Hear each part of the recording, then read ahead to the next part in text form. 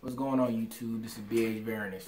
So what I'm gonna do is I'm gonna go over real quick some basic care if you just purchased a Ornate monitor, basically a hatchling.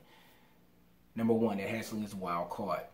Okay, whether they harvested the mother while she was gravid, you know, or whatever, they're not captive bred. The last captive breds in the U.S., as far as my knowledge, was Robert Faust about 15 to 20 years ago. They're not captive bred. They can say seat captive hatch. They can say wild caught, whatever it is. It's the same damn thing. That's just what it is. I don't care what anybody says. That I'm sticking to that. That's what it is. Okay. All these containers behind me, they're all ornates. I have quite a few of them. This isn't a race. It's just that's my species that I particularly care of. Some people have a water monitor, a black throat, Dumerals and everything else, and they have nice collections. I have one thing. That's what I deal with. That's what I like to research on. You know, DIY, because I'm not a biologist. I'm a finance guy. You know, and that's where I keep it. So, you know, I've talked to a good amount of the guys that were veterans in this hobby, and I've taken things from them, and I've corrected some things on my end, and sometimes I disagree. Sometimes, you know, I agree wholeheartedly with what they do, and that's just what that is. They tolerate me. That's just what it is, you know. There's one book written by Robert Faust that everybody needs to grab. That should be popping up somewhere around here. Grab that book, read that book. You can. It's comprehensive. You know, it's more in depth than what I'm gonna go into. So basically, I'm just gonna walk through this. You decide you want an Ornate monitor. They're cheap. You go to the Reptile Expo or wherever you're getting it. They're $35 a piece or $50 a piece. Okay. There's a reason why they're so cheap. They're disposable. People can't stand them once they get them because they don't really tame down. They're not water monitors. If some people, you've been on you've been on Nerd's Facebook page, or you've been on Nerd's website or YouTube channel, or anybody else, not just Nerd or Prehistoric Pets, and you saw how tame their water monitor. This is not a water monitor. Okay, this thing has it's a total different from a total different part of the world. It is not the apex predator where it's at. Okay, for the most part, when these things are babies in the wild, they really have a shitty life. That's just what it is. You have to comprehend that. Now you're putting it in a box. Okay, so all thing I'm going to tell you is I'm going to give you the numbers and how they probably should read, suggestive, when you get this thing home and put it in your aquarium. Unless you're on top of your game, you put it in your enclosure, life's going to be a lot easier. Okay, now basking temps. First thing. That's, you know, basking temps got to be a certain way so the thing can digest its food. Okay, so in the wild, they take these heat guns and they look at all these basking temps, whatever. Okay, here's the thing. My temps, and I'm going to go by my numbers, okay, 110 to 130. That's the range. The ambient temperature, the overall temperature in the enclosure, these enclosures back here, okay, 85 degrees. Okay, and it varies because of the length of the enclosure. That's why I like larger enclosures. Okay, now humidity. My humidity ranges anywhere at the lowest possible is 75%, and at the highest 100, and it pretty much evens out around 90. Okay, humidity for these animals is also plays key in their digestion. Yes, humidity is different at different times in the day, different spots in the day. You're gonna have all these different arguments. But if you go online, you can look up the humidity for what the West African rainforest, which is where they're from, that region in the Congo Basin, that region. Okay, if you buy the book that I just mentioned, and it points all of that out, it's going to tell you. Okay, so don't rely too much on social media. Go get the book, go to Google Scholar, Google some of this stuff. Okay, the publications, some of them are, most of them, I'll say, spot on, and some are hit and miss, and some are being challenged, I guess. I don't know, don't care. Not a biologist. I read what I can read, and I read, you know, I could say objectively, not subjectively, and you should do the same.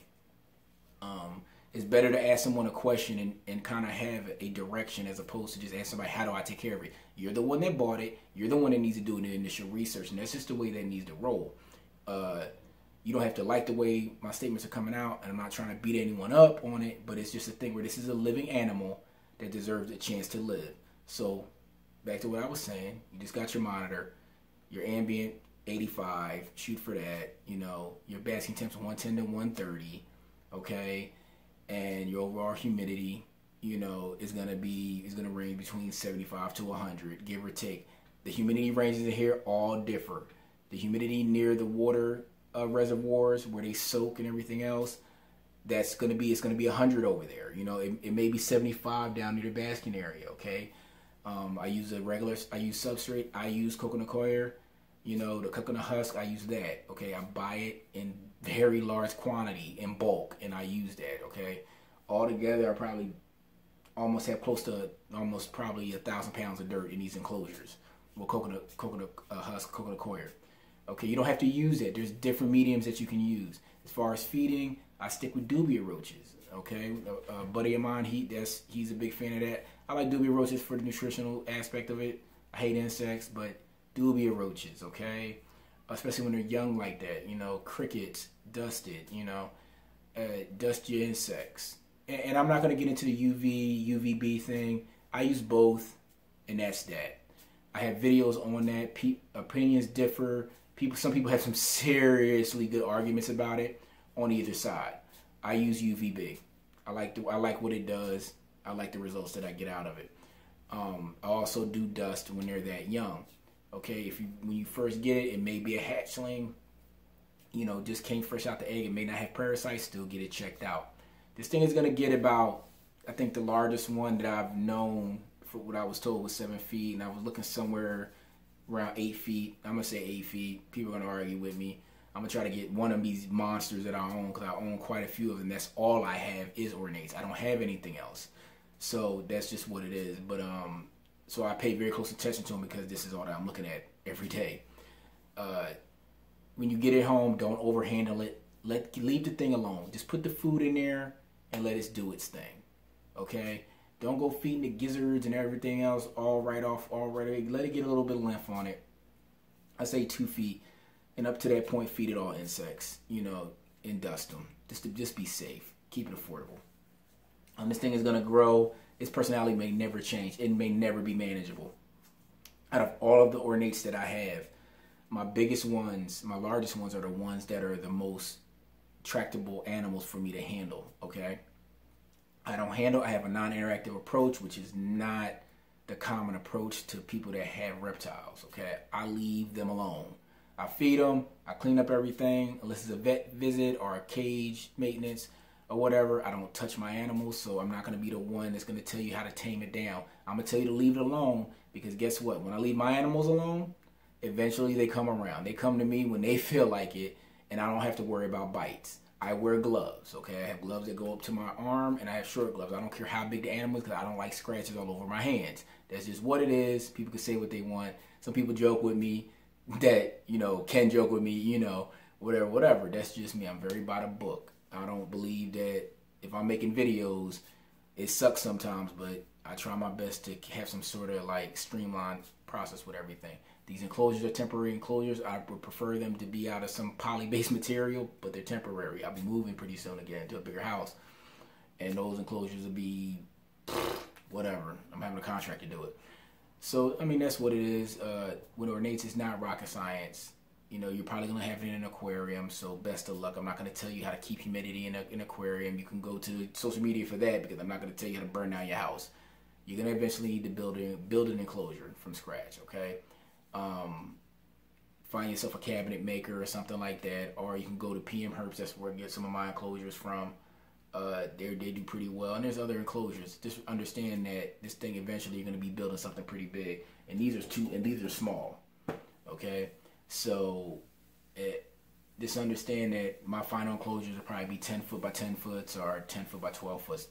That's what you're looking at. You bought an animal that's going to grow out pretty big, and it may stay pissed off the whole entire time because they're different. They're not water monitors. They're totally different from water monitors. So please understand that, comprehend that, okay? This animal is from a hellacious area, okay? Hyenas, crocodiles, and everything else trying to eat it. It's not an apex predator.